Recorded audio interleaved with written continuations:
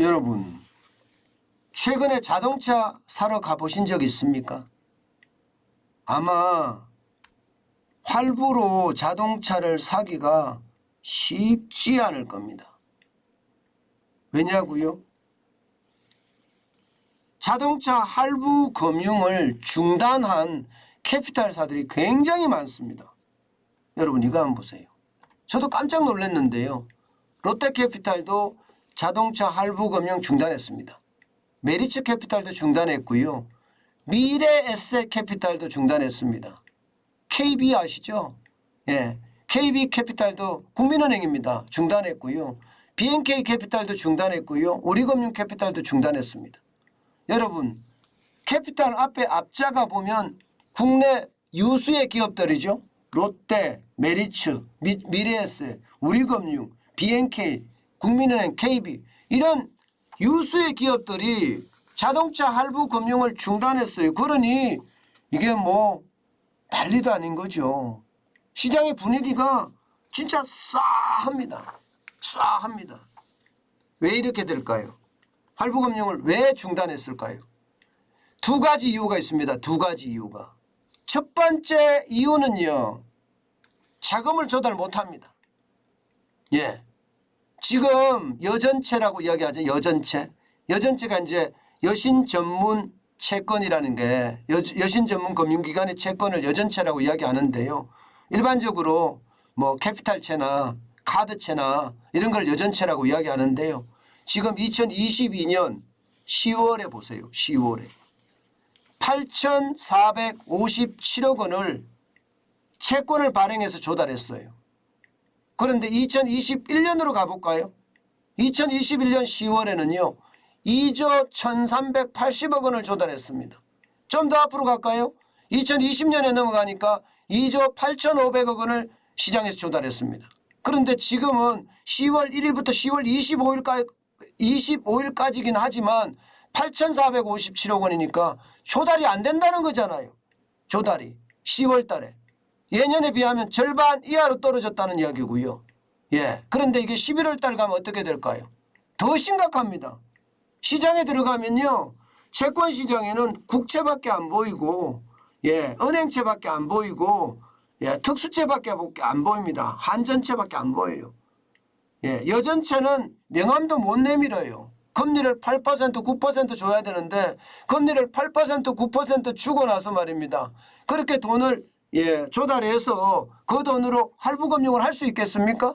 8% 9%로? 불가능하죠. 조달 자체가 안 되는 거 조달 자체가.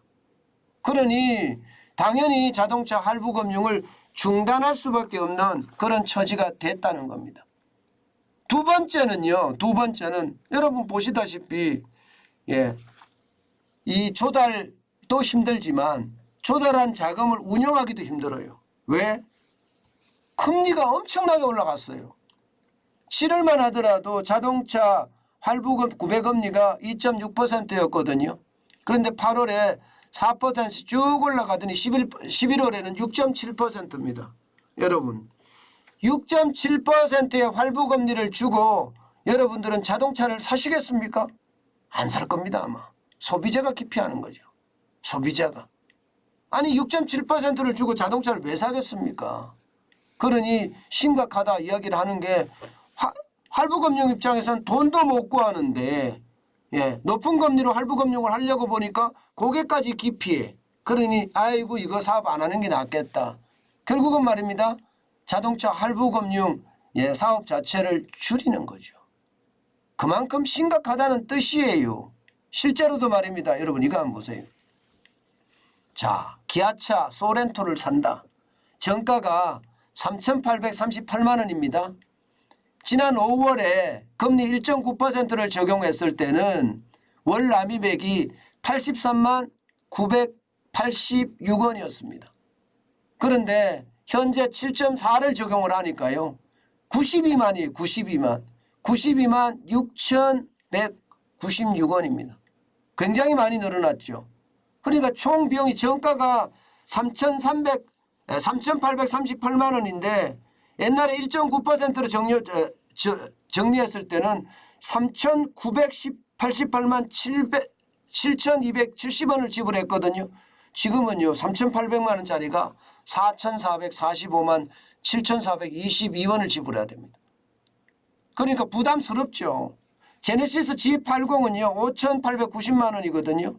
월 납입액이 127만 5,274원이 1.9% 적용할 때예요. 그런데 월 납입액이 지금 7.4%를 적용하니까 142만 1,390원입니다. 총 비용도 1,000만 원을 더 내요. 1,000만 원을. 1,000만 원을. 1.9%일 때는 6,121만 3,141원이었거든요. 그런데 이게 보세요. 7.4%가 되니까 5,890만 원짜리가 6,822만 6,732원을 냅니다. 거의 1,000만 원을 더 내죠. 누가 하겠습니까? 안 하죠. 안 하고 말죠. G80을 누가 이걸 하겠습니까? 그만큼 비싼데.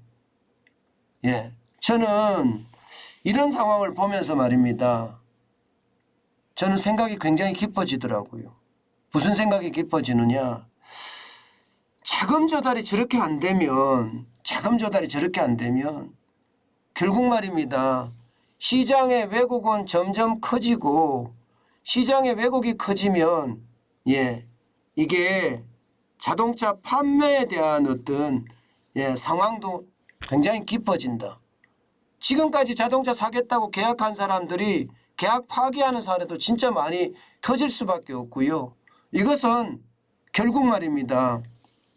저는 금융위기로 보이는 거예요. 금융위기로. 작지만 어떤 보이지 않는 금융위기가 시작됐다 이렇게 보이는 겁니다. 왜냐하면 금융을 동원해서 활부라는 이름으로 자동차를 사는데 못 산다? 사지 못한다? 그러면 자동차를 생산하는 산업계는 어떨까요? 자동차를 더 팔아야 되는데 더 못 파는 그런 사태가 벌어지잖아요. 실물경제에 충격을 주잖아요. 그죠? 금융의 어떤 위기가 금융의 어떤 충격이 실물경제에 충격을 준다. 이게 금융위기거든요. 실물경제의 충격이 금융의 위기를 준다. 이것도 금융위기고요. 결국은 금융위기에 대한 우려스러움 저는 굉장히 클 거라고 생각합니다. 굉장히 클 거라고 생각해요. 지금처럼 간다면 내년에 자동차 시장은요 굉장히 큰 한파가 오지 않겠느냐 이런 생각 저는 할 수밖에 없습니다. 정부가 이거 생각해야 돼요. 저는 그래서 한전발 금융위기 이거 심각하다. 이거 제대로 시간을 제대로 된 시각을 가지고 풀지 못하면 전체 위기로까지도 발전할 수 있다는 거 저는 반드시 생각해야 된다고 생각합니다. 그 이유가 여전체가 6.162%까지 올라가도 지금 자금을 조달할 수가 없어요. 그러면 여전체라는 건 결국 캐피탈이나 그죠?